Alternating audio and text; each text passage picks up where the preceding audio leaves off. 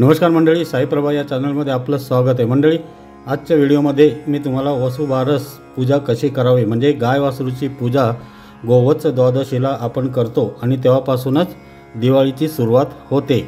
तर ही वसुबारसची पूजा कशी करावी, गाय वासरू नसल्यास पूजा कशी करावी, वसुबारसेला कोणते नियम पाळावेत याची माहिती देणार आहे। तर मंडळी, दिवाळीची खरी सुरुवात वसुबारसपासून होते।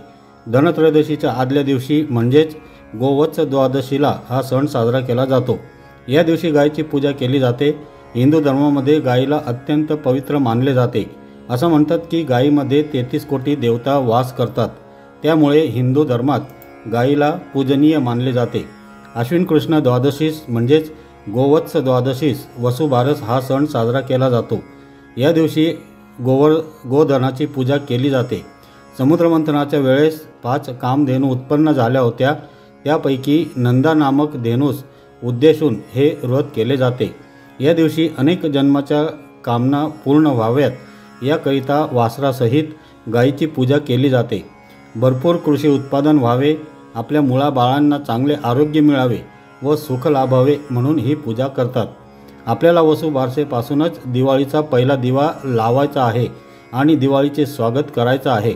आपण देवी लक्ष्मीला गायीच्या रूपात बघतो, तुळशीच्या रूपात बघतो किंवा आपल्या घरामध्ये जी काही धनसंपत्ती असते तिच्या रूपात आपण लक्ष्मी मातेला बघत असतो।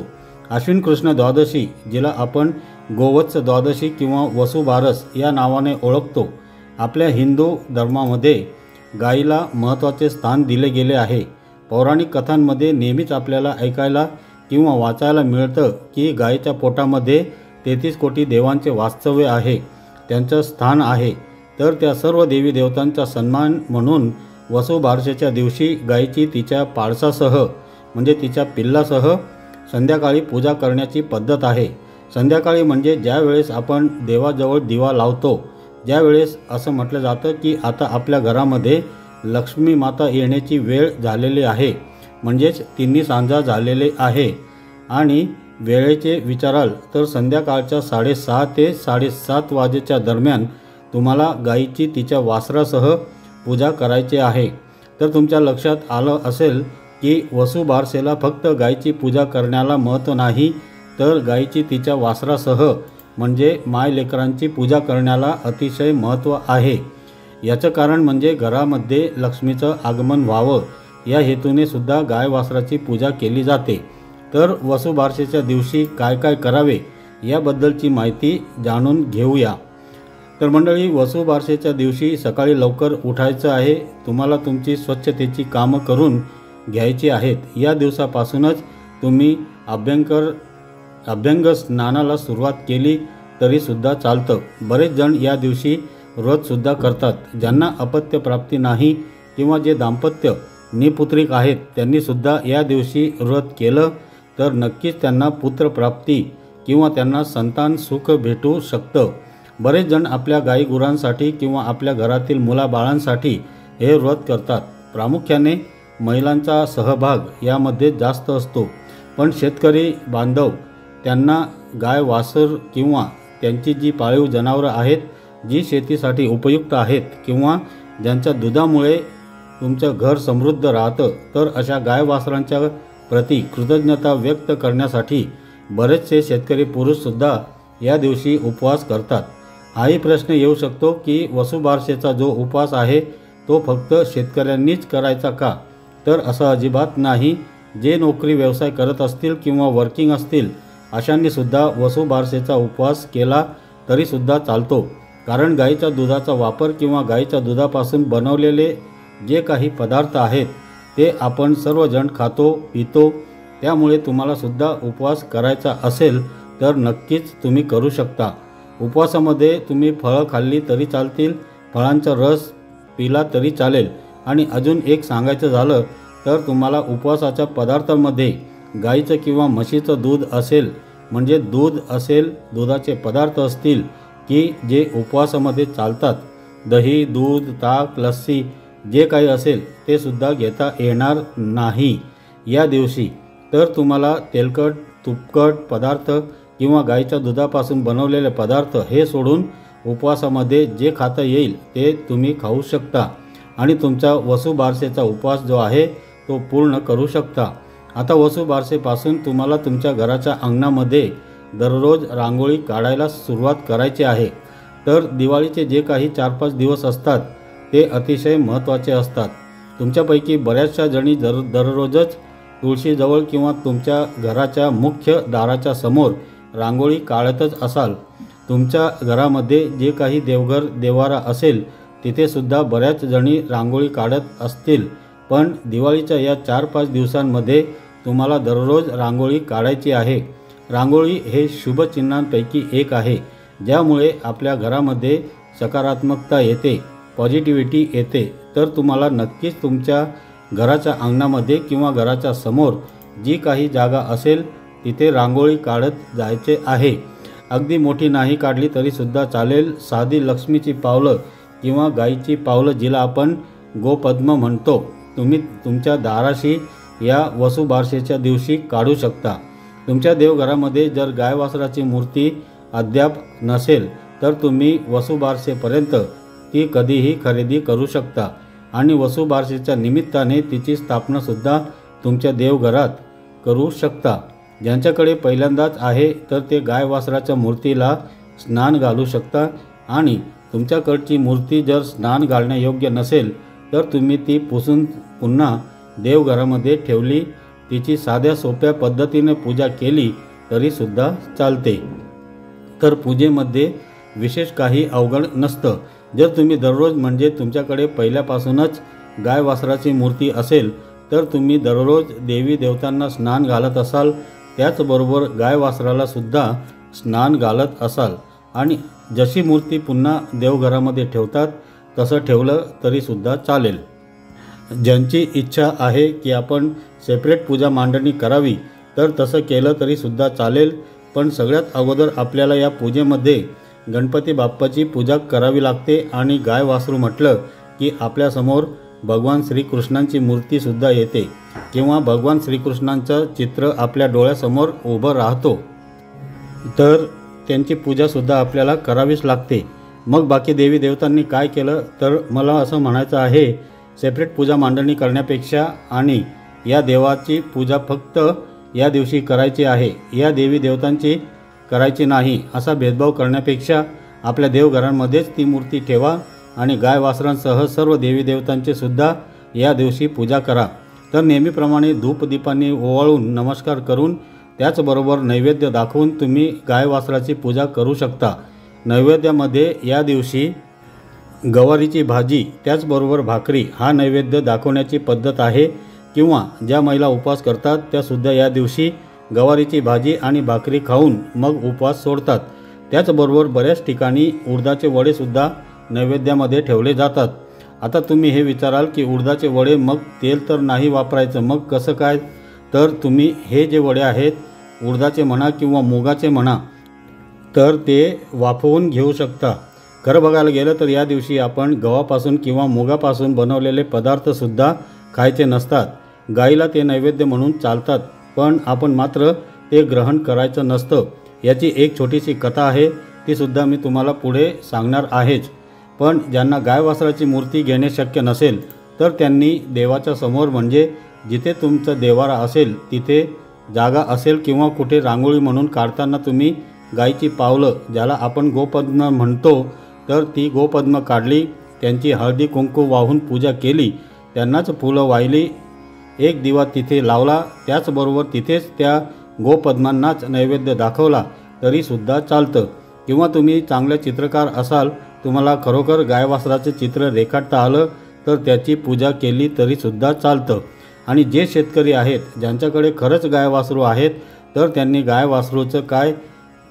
वासरूच काय त्याचबरोबर तुमच्या गोठ्यांमध्ये जे काही पाळीव प्राणी असतील त्या सर्वांची पूजा या दिवशी करायची आहे। या दिवशी तुम्ही तुमच्या शेती कामामध्ये उपयोगी येणाऱ्या किंवा तुमच्या कोणत्याही पाळीव प्राण्यांना शेतीमध्ये जुंपायचं नाही। जसं आपण नागपंचमीला दिवस पाळतो की ज्या दिवशी आपण गाय वासरांना म्हणजे शेतीच्या कामासाठी जुंपत नाही किंवा त्या दिवशी आपण जसं व्यर्थ दिवस पाळतो तवा न ठेवणे वगैरे, बऱ्याच ठिकाणी वसुबारसेला सुद्धा असं पाळतात।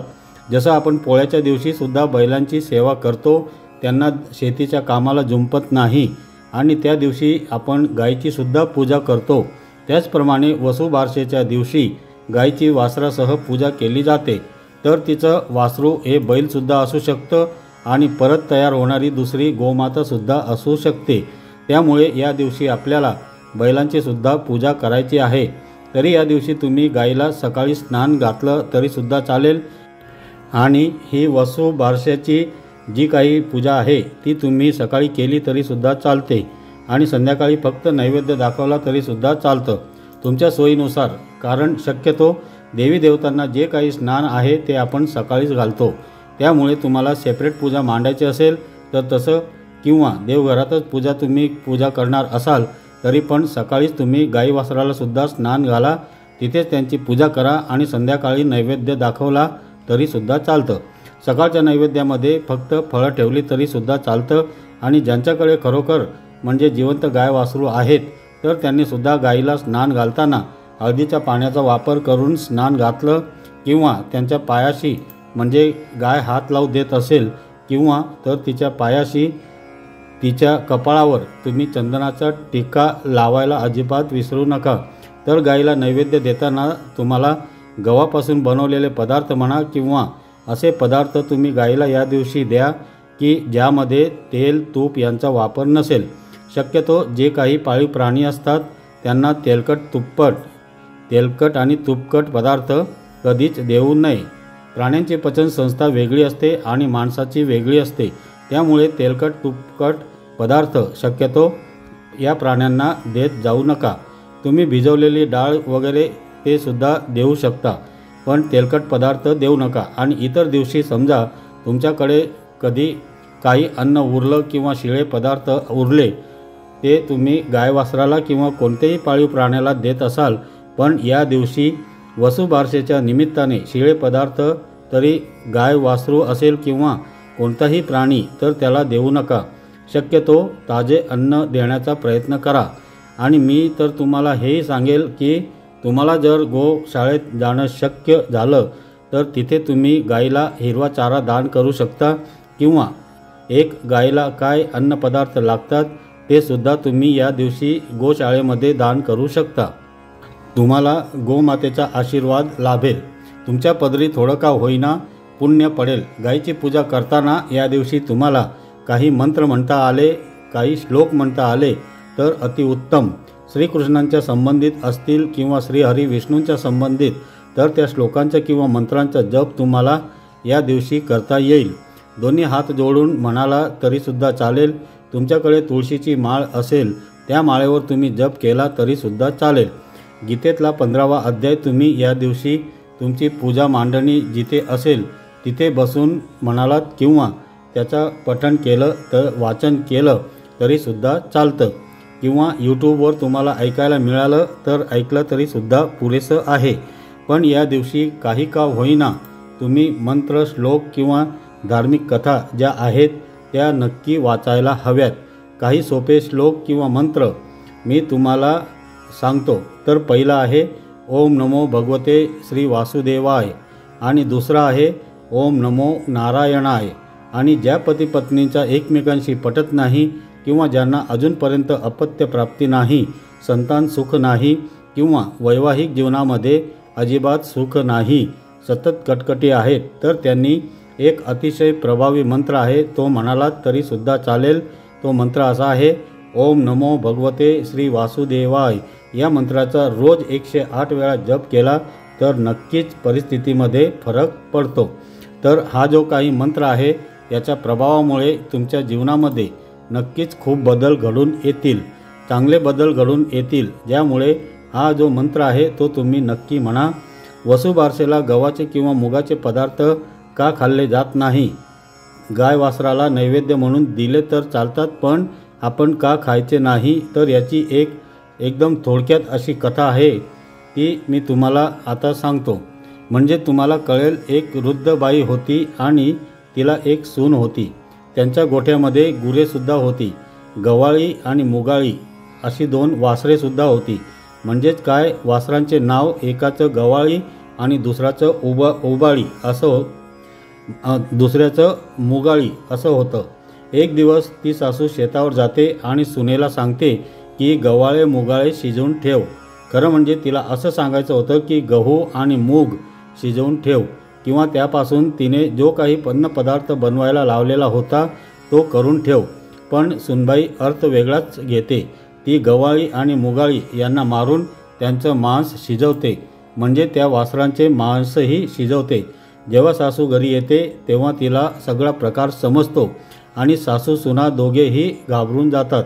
सासू देवासमोर धरणे धरून बसते, म्हणजेच काय देवाला विनवू लागते, देवा तू कोपू नकोस, माझी सून अज्ञान आहे, तिचा अपराध पोटात घाल, माझी वासरं जिवंत कर. देवाने त्या वृद्ध बाईचा निर्धार पाहिला आणि सायंकाळी गाई रानातून चारा खाऊन परत येईपर्यंत वासरे जिवंत केली.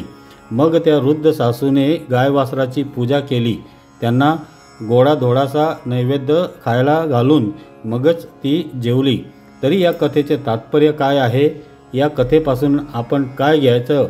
अशी मोठी माणसं किंवा आपली जी वडीलधारी माणसं आहेत ती आपल्याला जे काही सांगतात किंवा बऱ्याच वेळा आपले वडीलधारे आपल्या घरातील ज्येष्ठ व्यक्ती आपल्याला जे काही सांगतात, आपल्याला त्यांचा राग येतो किंवा त्यांच्या बोलण्याचं वाईट वाटतं, पण ते कधीही वाईट वाटून घ्यायचं नाही. आपल्याला काही गोष्टी समजल्या नाहीत तर नम्रपणे पुन्हा विचारून नीट समजून घ्यायचं आणि त्याप्रमाणे आपली वागणूक ठेवायची. तर या कथेद्वारे अजून एक गोष्ट अशी लक्षात येते की वृद्ध सासूने झालेल्या चुकीबद्दल आपल्या सूनबाईला शिक्षा केली नाही. ती चूक तिच्या अजाणतेपणामुळे झाली होती आणि तिच्या अजाणतेपणामुळे घडलेल्या अपराधासाठी क्षमा करण्याची विनंती तिने देवाला केली होती. तर कथेतून आपल्याला हे समजतं की सुनबाईकडून गव्हाळी आणि मुगाळी या वासरांना मारण्याचा अपराध झाला होता. त्यामुळे या दिवशी गव्हापासून किंवा मुगापासून बनवलेले पदार्थ खाऊ नयेत अशी आख्यायिका आहे. जे आपले हिंदू धर्म संस्कृती सांगते, शिकवते, तीच माहिती फक्त तुमच्यापर्यंत पोहोचवण्याचा मी माझ्या चॅनेलच्या माध्यमातून नेहमी प्रयत्न करत असतो. तर येत्या वसुबारसेला तुम्ही संध्याकाळी दिवाळीचा पहिला दिवा लावायला विसरू नका. त्याचबरोबर वसुबारसेची पूजा करायलासुद्धा विसरू नका. तेवढेच गोमातेची सेवा करण्याचे पुण्य तुमच्या पदरी पडेल आणि जिथे तुम्हाला गायीवर किंवा गायीसारख्या पाळीव प्राण्यांवर कुठे अत्याचार घडताना दिसून येत असेल तर तो सुद्धा तुम्ही वेळीच थांबवा किंवा त्यासाठी मदत करायला अजिबात विसरू नका. हाच संदेश मी तुम्हाला या व्हिडिओतून देत आहे. कारण खरा जो त्याग आहे तो आपण गायीकडून शिकायला हवा. खरी कृतज्ञता तर आपण गायीची व्यक्त केली पाहिजे. गायीच्या दुधापासून कितीतरी पदार्थ बनवले जातात. तूप म्हणा, दही किंवा मिठाई असे असंख्य नाना प्रकारचे पदार्थ या गायीच्या दुधापासून बनवले जातात. त्याचबरोबर गायीचे शेणसुद्धा किती उपयोगी आहे. जेव्हा फरशी वगैरे नव्हती तेव्हा सारवायला किंवा भिंती लेपण्यासाठी सुद्धा शेणाचा वापर व्हायचा. अजूनसुद्धा म्हणजे आपण कितीही मॉडर्न झालो असू किंवा कितीही आपण सुधारला असो, म्हणजे सिमेंट काँक्रिटीकरणाच्या जगात आपण राहायला गेलेलो असो, तरी पण पूजेमध्ये आपल्याला गोमूत्राची गरज पडते. आपल्यापैकी बऱ्याच जणी हळदीचे लेपन करतात तर त्यामध्ये सुद्धा गोमूत्राचा वापर केला जातो. गोमूत्र असेल, पंचगव्य असेल, शेणाच्या गवऱ्या असतील, धूप वगैरे जे काही असेल ते सगळं गायीच्या शेणापासून बनवले जातात. त्याचबरोबर गाय एखाद्या वासराला जन्म देते, त्यापासून जर बैल तयार होत असतील तर बैलसुद्धा नंदीचं रूप आपण बघतो, म्हणजे बैलाला आपण नंदी म्हणतो. भगवान शिवशंकराचे वाहन म्हणतो, तर ते सुद्धा देवासमान आहे. आणि हे बैलसुद्धा शेती कामासाठी किती उपयोगी आहेत, तर हे सगळं गायीच्या कृपेमुळेच आहे. त्यामुळे आपल्याला या गायीचा आदरभाव ठेवून या दिवशी तिची पूजा करायची आहे. गायीप्रती कृतज्ञता म्हणून हा सण साजरा केला जातो. स्त्रिया आपल्या मुलाबाळांच्या चांगल्या आरोग्यासाठी व सुख समृद्धीसाठी ही पूजा करतात. यावेळी गोमातेची प्रार्थना करावी. सर्वांना आनंद देणाऱ्या हे नंदिनी गोमाते, सर्व देव तुझ्या ठाई निवास करतात, म्हणून तू सर्व देवमयी, सर्व देवांनी तुझा गौरव केलेला आहे. तेव्हा हे गोमाते आमच्या इच्छा पूर्ण कर. थोडक्यात आढावा असा, या दिवशी संध्याकाळी गाय आणि वासरू यांची पूजा करावी. गायीच्या पायावर पाणी टाकावे. गाईला हळद कुंकू फुले अक्षता वाहून फुलांची माळ घालावी। वासराची अशा रीतीने पूजा करावी। निरांजनाने ओवाळून घ्यावे। गाईच्या अंगाला स्पर्श करावे। गाय वासराला गोडाचा नैवेद्य दाखवावा। नंतर गाईला प्रदक्षिणा घालावी। जवळपास गाय उपलब्ध नसल्यास घरी पाटावर रांगोळीने किंवा तांदळाने गाय वासराचे चित्र रेखाटावे व पूजा करावी। या दिवशी काय नियम पाळावेत? स्त्रिया या दिवशी दिवसभर उपवास करतात। या दिवशी गहू मूग खात नाहीत। स्त्रिया बाजरीची भाकरी आणि गवारीच्या शेंगांची भाजी खाऊन उपवास सोडतात। या दिवशी दूध दुधाचे पदार्थ तळलेले पदार्थ खात नाहीत। या दिवशी तव्यावर बनवलेले पदार्थही खात नाहीत। तर मंडळी, व्हिडिओ कसा वाटला नक्की कळवा। आवडला असेल तर व्हिडिओला लाईक करा, शेअर करा आणि असेच छान छान माहितीपूर्ण व्हिडिओ पाहण्यासाठी आजच आपल्या साईप्रभा या चॅनलला सबस्क्राईब करा। भेटूयात परत पुढच्या नवीन व्हिडिओमध्ये। तोपर्यंत सर्वांनी काळजी घ्या। धन्यवाद।